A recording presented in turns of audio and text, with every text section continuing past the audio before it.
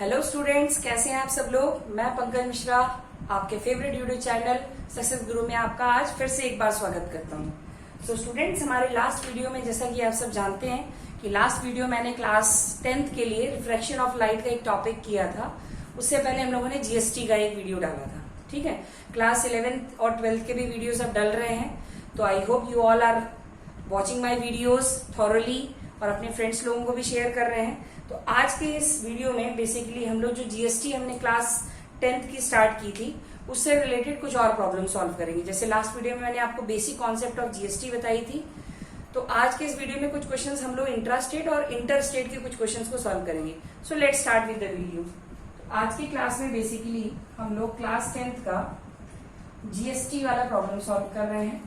ठीक है, चलिए देखिए, मैं क्वेश्चन यहाँ पे रीड कर रहा हूं। An article is marked at rupees 15,000. A dealer sells to a consumer. एक आर्टिकल है, ठीक है, डीलर ने कंज्यूमर को खरीदा। तो मान लेते हैं हम लोग कि होलसेलर एक बंदा था जिससे डीलर ने खरीदा होगा। ठीक है, डीलर ने होलसेलर से खरीदा होगा और इसने कंज्यूमर को बेचा। ये हमारा ट्रांजेक्शन हुआ। ठीक, अब क्वेश्चन में ये बोला था 15,000 की चीज थी जो कि डीलर ने खरीदी और कंज्यूमर को at a profit of 10% profit पे बेचा, रुपीज 15,000।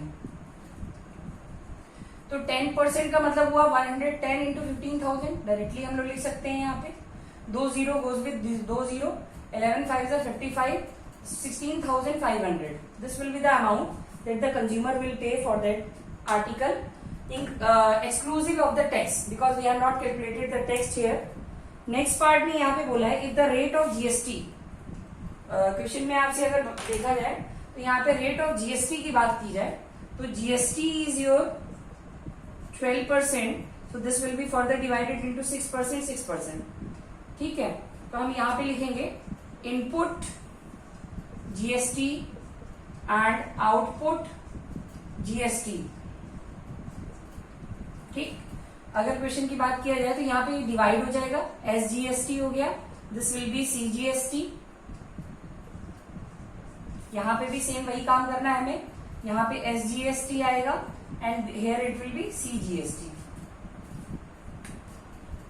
नेक्स्ट अगर हम लोग बात करें तो अब हम लोगों को क्या करना पड़ेगा, this 12% will be divided among the state and central government. तो 6% ऑफ 15,000, 6% ऑफ 15,000, यहाँ पे 6% of 16,500 and 6% of 16,500 will calculate this. ठीक है, तो 6% का मतलब हो गया 6% ऑफ 15,000।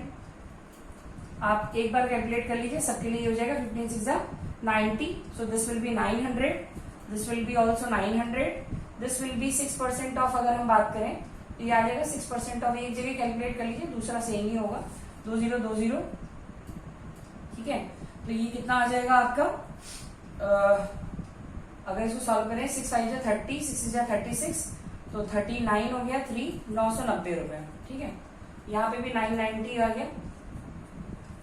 ठीक, नेक्स्ट अगर हम लोग देखें आगे सॉल्व करके तो क्वेश्चन में हमें फर्स्ट क्वेश्चन में क्या पूछा गया है, we have calculated the tax that is being divided.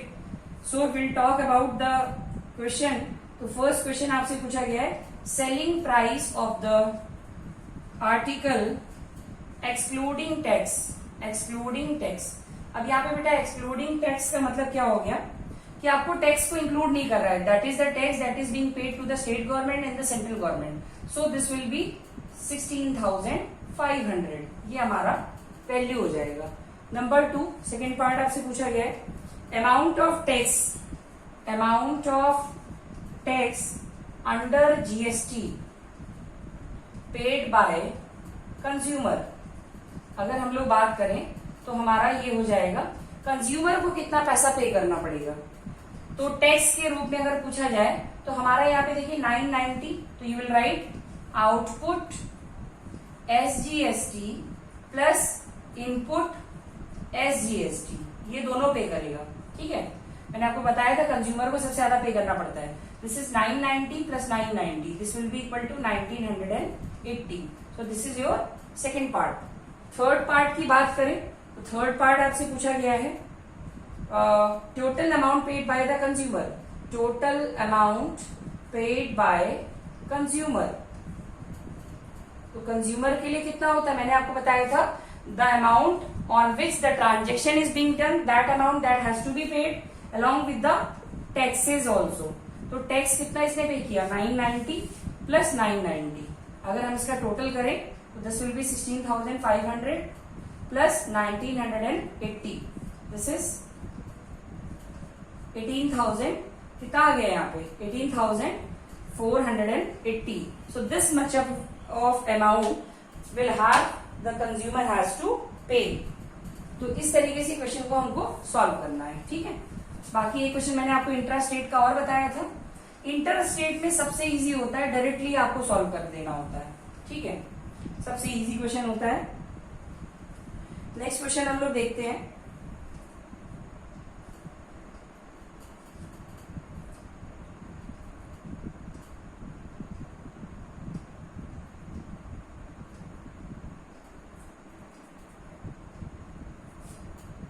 Next question, a shopkeeper, मैं डायरेक्टली क्वेश्चन बोलता हूं, ट्रांजेक्शन हम लोग करके सॉल्व कर लेंगे। Shopkeeper boys a camera at a discount of 20% from the wholesaler. Question में आपसे ये बोला गया है एक शॉपकीपर ने होलसेलर से 20% डिस्काउंट पे आपसे क्या लिया हुआ है, कैमरा लिया हुआ है, ठीक है।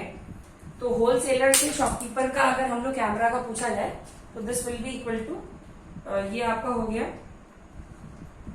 This is your wholesaler and this is your shopkeeper, ये मिडिल मैन है, आपको मैंने हमेशा बताया है इस तरीके से होगा, and this is your consumer, ठीक है। ये आपका हो गया, इनके बीच में ट्रांजेक्शन हो रही है। अब क्वेश्चन में ये बोला गया है shopkeeper boys a camera at a discount of 20% from the wholesaler if the cost of the printed price is 1600 की चीज है, 20% पे अगर ले रहा है तो 80% पे लिया, इसमें सिंपल सी चीज है, ये कैंसिल हो गया यहाँ से। सो दिस विल बी 1000, कितना आ जाएगा 8 से 40, 1280। तो इसने 1280 रुपीज में खरीदा, ठीक है। नेक्स्ट पार्ट में देखो बोला गया है the shopkeeper sells to the consumer at the printed price, इसने इसको 1600 में बेचा। लेकिन अब क्वेश्चन में आपसे ये बोला गया है if the rate of GST is 12%, तो आपको पता है कि 12% के हिसाब से यहाँ पे इनपुट जीएसटी और यहाँ पे आउटपुट जीएसटी, ये आपका निकल आएगा यहाँ पे, ठीक। अब यहाँ पे आपको पता है कि डिवाइड करना पड़ेगा 6% ऑफ 1280, 6% ऑफ 1280, ठीक है, 1280। यहाँ पे ये किसके लिए था, स्टेट के लिए था, ये सेंट्रल के लिए, स्टेट के लिए, सेंट्रल के लिए। 6% of 1600 and 6% of 1600। Later on will be solving the parts that are being asked. तो पहले अगर हम देखें तो 6% का कितना आ जाएगा, 6% इंटू 1280, अगर हम लोग इसको कर लें और यहाँ पे 6% ऑफ 1600, 6% ऑफ 1600, सेम वही चीज यहाँ पे भी कर दीजिएगा, 6% ऑफ 1280, ठीक है। अगर हम लोग यहाँ पे करेंगे सॉल्व इसको, तो जो भी वैल्यू आपकी यहाँ कैलकुलेट होके आती है दोनों में, जैसे यहाँ 960 आ जाएगी, है ना, 96 रुपीज आ जाएगी, यहाँ डेसिमल में कोई वैल्यू आएगी। तो ये जो भी पार्ट आपके आते हैं ये आपके क्या हो गए, taxes. These are the taxes that the first part में, जैसे कि यहाँ पे क्या हुआ, ट्रांजेक्शन में शॉपकीपर कितना पे करेगा, तो ये वाले हैं, लेकिन ये मिडिल मैन है तो ये हमेशा डिफरेंसेस में डील करता है, आउटपुट माइनस इनपुट। अब इसके रिलेटेड क्वेश्चंस मैं आपको बता दे रहा हूँ कैसे क्वेश्चन पूछे जाते हैं। जैसे क्वेश्चन में पूछा गया GST paid by the shopkeeper to the central government, GST paid by shopkeeper to central government, या अगर आपको स्टेट गवर्नमेंट भी दे दे तो हमेशा याद रखना है कि सेंट्रल गवर्नमेंट पूछा गया तो सेंट्रल गवर्नमेंट का जो आउटपुट क्या हो जाएगा आपका, सीजीएसटी माइनस इनपुट सीजीएसटी। क्योंकि क्या होता है कि जो हमेशा शॉपकीपर है या जो बीच में जो मिडिल मैन होगा वो हमेशा सबसे कम टैक्स पे करेगा, और सबसे ज्यादा टैक्स कौन पे करता है, कंज्यूमर। तो ये सिंपली डील करेगा डिफरेंसेस में। सेकेंड पार्ट आपसे पूछा गया है GST received by the central government. अगर पूछा गया है क्वेश्चन में बेटा, ये वर्ड याद रखना है, अगर रिसीव्ड वर्ड यूज हो गया, GST received either by central और बाय स्टेट, अगर ये क्वेश्चन में पूछ लिया गया है तो आपको हमेशा ध्यान देना है कि जो आपका दिया है, जैसे यहाँ पे मान लीजिए सॉल्व करने पे यहाँ पे 90 आता, ठीक, मान लीजिए मैंने अभी सॉल्व नहीं किया, एग्जाम्पल के लिए बोल रहा हूँ, तो 90 रुपीज तो होता ही, लेकिन इसके अलावा जो ये डिफरेंस में डील कर रहा है वो भी अमाउंट आपका होता है, जो ये डिफरेंस अमाउंट आपका आया है। तो हमेशा याद रखना है जब भी ये रिसीव्ड वर्ड यूज होगा तो जो चाहे सेंट्रल से पूछा जाए तो सेंट्रल वाला प्लस जो डिफरेंस है वो आपको लिखना पड़ेगा। थर्ड पार्ट की बात की जाए तो GST received by state government वही है, और amount of tax paid by consumer, अगर कंज्यूमर की बात की जाए तो कंज्यूमर सबसे ज्यादा पैसा देने वाला है, ये आपने बार बार किया हुआ है। तो इसी टाइप के रिलेटेड क्वेश्चंस आपके एग्जाम में पूछे जाते हैं। 1600 plus this much of tax, ये जो टैक्स आपका यहाँ लिखा हुआ है ये पे करना पड़ेगा। तो इस तरीके के क्वेश्चंस में आप लोगों को क्या करना है, बेसिकली ऐसे क्वेश्चन सॉल्व करने हैं। इंटर स्टेट का भी कॉन्सेप्ट आज मैं थोड़ा सा बता दूंगा और नेक्स्ट वीडियो भी बनाएंगे अभी हम लोग इस पे, अभी एक वीडियो और इससे रिलेटेड बनेगा जिसमें मिसलेनियस क्वेश्चंस में डालूंगा। देखिए उसमें क्या होता है, आईजीएसटी वाले में क्या होता है, जैसे मान लीजिए एक बंदा कोलकाता में है, ठीक है, और एक आपका मान लीजिए यूपी में है, अब इनके बीच में ट्रांजेक्शन हो रहा है 18% का मान लीजिए, तो बनता वही सेम चीज है। मान लीजिए यहाँ पे होलसेलर हो गया, ठीक है, और यहाँ पे क्या हो गया, मान लीजिए आपका शॉपकीपर हो गया, और यहाँ पे आपका क्या हो गया, कंज्यूमर हो गया। तो ट्रांजेक्शन तो जैसे करते हो वैसे ही करना है, लेकिन यहाँ पे क्या लिखना है, इनपुट, और यहाँ पे आउटपुट। लेकिन यहाँ पर क्या होता है, ये डायरेक्टली एसजीएसटी सीजीएसटी में नहीं, 18% of IGST and 18% of IGST. यहाँ पे स्टेट और उससे कोई मतलब नहीं है, डायरेक्टली सारे ट्रांजेक्शन सेंट्रल गवर्नमेंट के बेस पे होगी, और ये क्वेश्चन ज्यादा इजी होता है। तो from your exam point of view आपके क्वेश्चन ज्यादातर इंट्रा स्टेट पे आते हैं, तो just try to solve that type of question. I will be finishing my video here only, you just try to solve that type of questions that are being asked, and after completing this chapter I will be uploading one PDF also related to the problems that I have done in this video.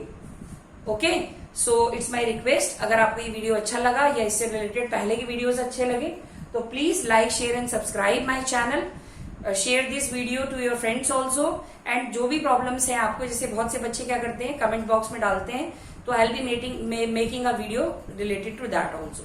Thank you for today.